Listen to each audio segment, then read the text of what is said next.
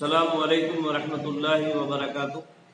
ان الحمد للہ والصلاۃ والسلام علی رسول اللہ، اما بعد۔ اعوذ باللہ من الشیطان الرجیم، بسم اللہ الرحمن الرحیم۔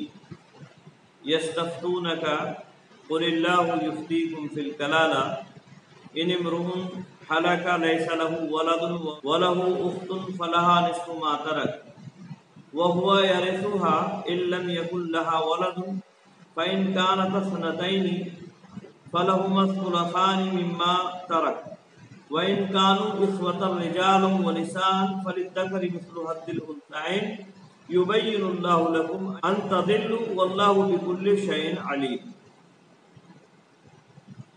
سورہ نساء کی یہ آخری آیت ہے جو آپ کے سامنے تلاوت کی گئی،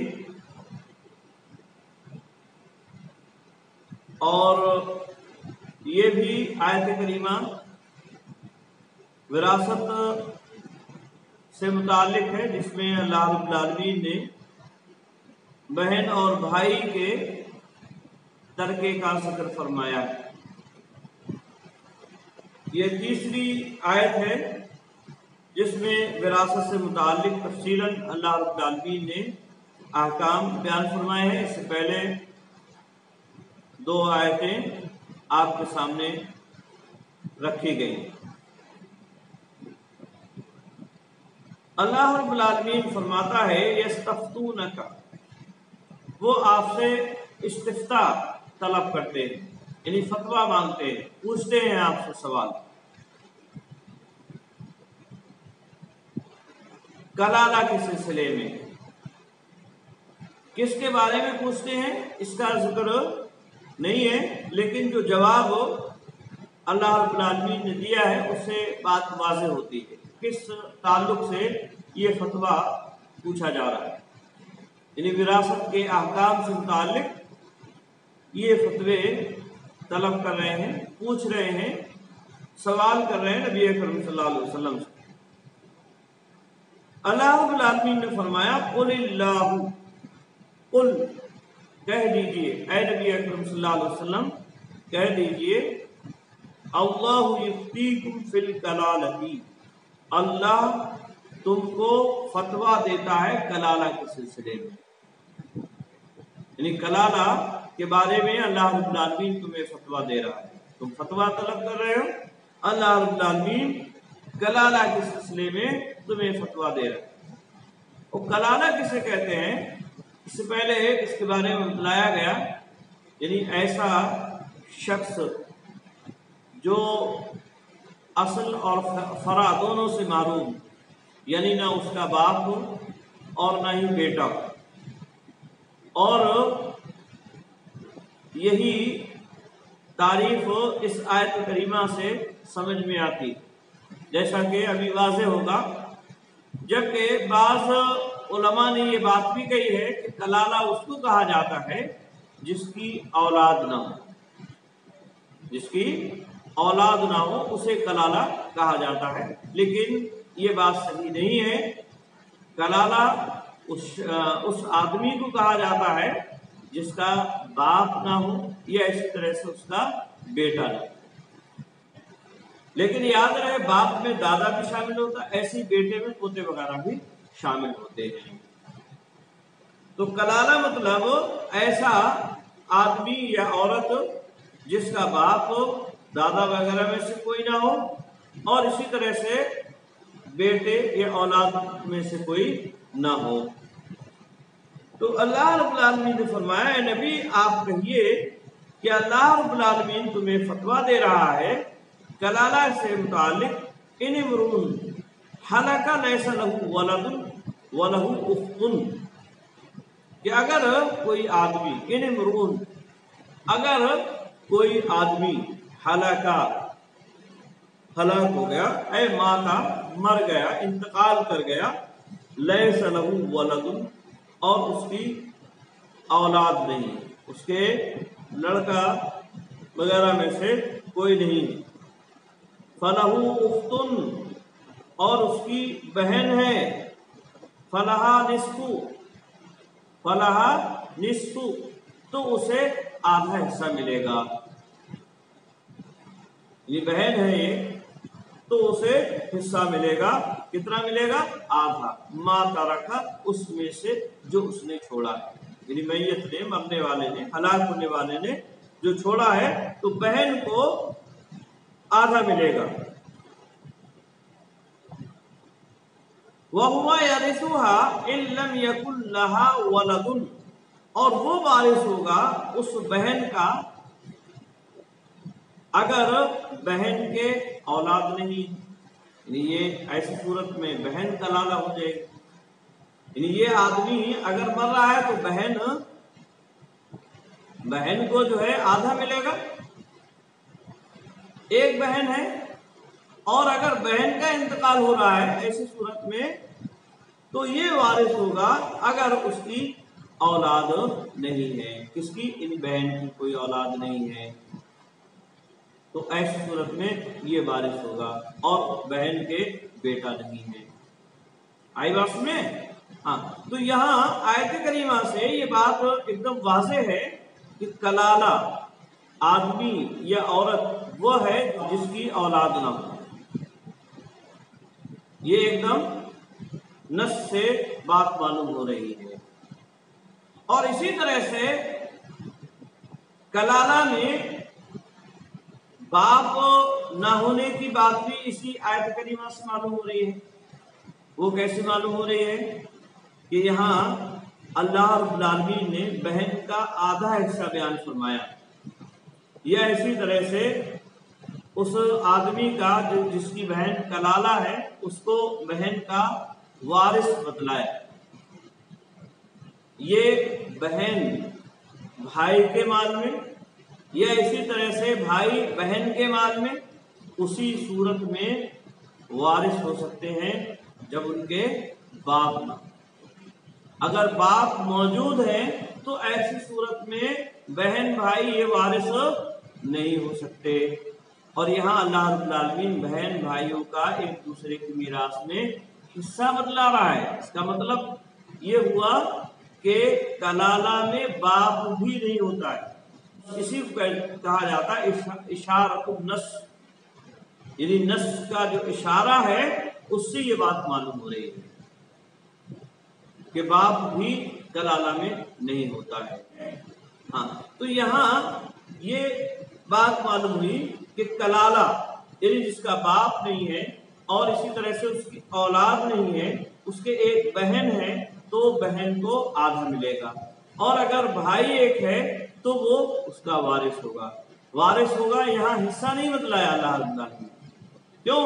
اس لیے کہ ایسی صورت میں بھائی کا ایک ہو یا ایک سے زائد بھائی ہو تو ایسی صورت میں بھائی کا حصہ نہیں ہوگا، بلکہ یہ بھائی کیا ہو جائیں گے؟ اسبا ہو جائیں گے، جو بھی ہوگا مال وہ سارا انہی بھائیوں کا ہوگا۔ اگر اکیلا ہے تو پورا مال لے لے گا، اور کئی ایک ہیں تو وہ برابر برابر اس میں تقسیم کر لیں گے، حصہ نہیں ہے اس میں،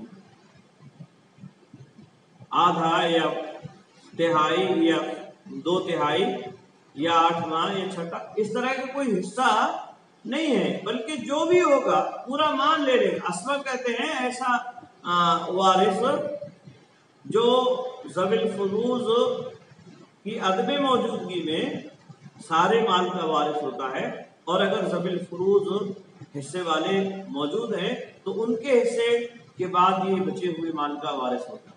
تو یہاں بھائی کا حصہ نہیں بتلایا، یعنی سارا حصہ اسی کا ہوگا، سارا جو بھی بچے گا ترکے میں وہ اسی کا ہوگا۔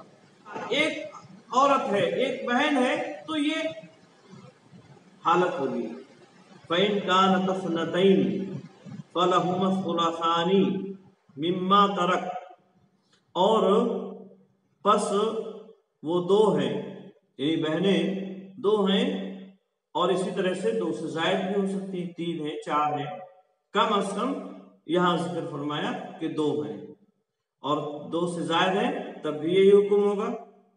فَلَهُمَا الثُّلُثَانِ، تو ان دونوں کو یعنی دونوں بہنوں کو ثلثان 2/3 ملے گا، یعنی 2/3 ان کو جو بھی ترکہ چھوڑا ہے اس نے اس کو دیا جائے گا۔ مما ترکہ जो भी उसने छोड़ा है, मरने वाले।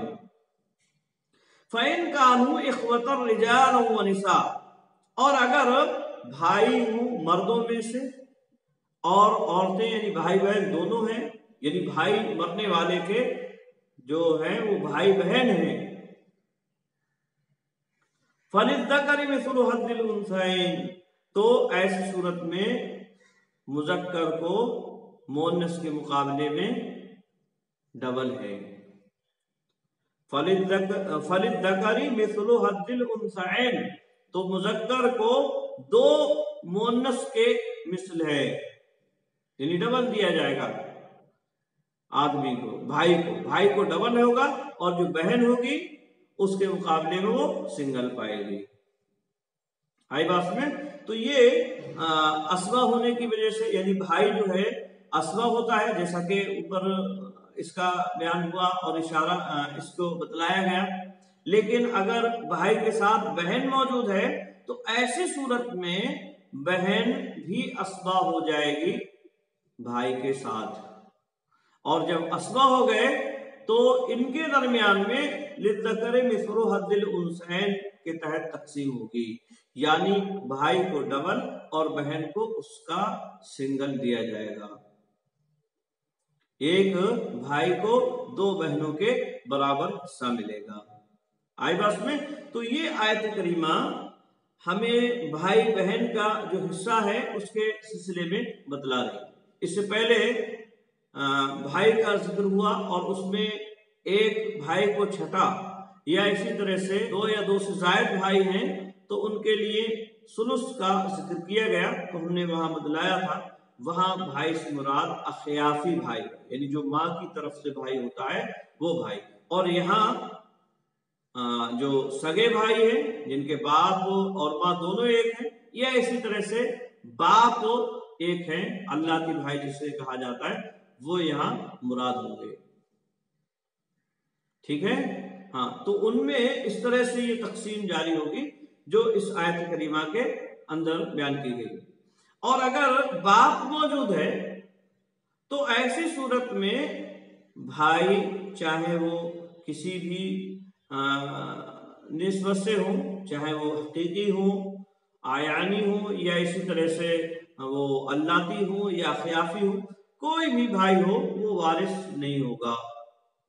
अलबत्ता माँ का हिस्सा जरूर कम कर देंगे अगर दो से जायद है, दो या दो से जायद है तो माँ का हिस्सा सुलुस से सुदुस कर देते हैं, जैसा कि इससे पहले आयत में इस बात की वजाहत की जा चुकी है। वारिस नहीं होंगे अगर बाप है तो, खुद वारिस नहीं होंगे, लेकिन माँ का हिस्सा जरूर कम हो जाएगा। ठीक है, जैसा कि इससे पहले आयत में इस बात की वजाहत की जा चुकी है। आगे अल्लाह रब्बुल आलमीन फरमाता है, युबय्यिनुल्लाहु लकुम अन तदिल्लू, अल्लाह रब्बुल आलमीन वाज़ेह करता है, बयान करता है खोल खोल कर तुम्हारे लिए कि तुम गुमराह ना हो। यानी ये इस वजह से ये अहकाम जारी किए जा रहे हैं, बतलाए जा रहे हैं विरासत के, कि ताकि तुम गुमराह ना, गुमराही में ना पड़ जाओ। आई बात में? तो ये अल्लाह रब्बुल आलमीन ने वजाहत के साथ इस आयत करीमा में विरासत में भाई और बहन के क्या हुकूक हैं, क्या हिस्सा उन्हें मिलेगा, क्या तरका उनका होगा, उसका जिक्र फरमाया। आगे आखिरी जुमले के तौर पर अल्लाह रब्बुल आलमीन ने फरमाया, वल्लाहु बिकुल्लि शैइन अलीम, और अल्लाह रब्बुल आलमीन हर चीज को जानने वाला है। यानी जितनी भी चीजें हैं वो तमाम चीजें अल्लाह रब्बुल आलमीन के इल्म में हैं। जो भी कुछ तुम कर रहे हो, जो भी तरका जिसका है, हक जिनके हैं, अल्लाह रब्बुल आलमीन सबको जानता है, उससे कोई भी चीज मख्फी नहीं है। आई बात में? तो ये अल्लाह रब्बुल आलमीन ने ये आयत करीमा विरासत के अहकाम से मुतालिक तीसरी आयत थी, जिन आयात में विरासत के अहकामात पूरी तफसील के साथ अल्लाह रब्बुल आलमीन ने बयान फरमाए। तो ये चंद आयात हमने आपके सामने किताब शुरू करने से पहले रखी ताकि विरासत से मुतालिक बात वाज़ेह हो जाए और जो वरसा है उनका क्या हिस्सा बनता है इस बात की वजाहत हो जाए। آج کے لیے بس اتنا ہی۔ السلام علیکم ورحمۃ اللہ وبرکاتہ۔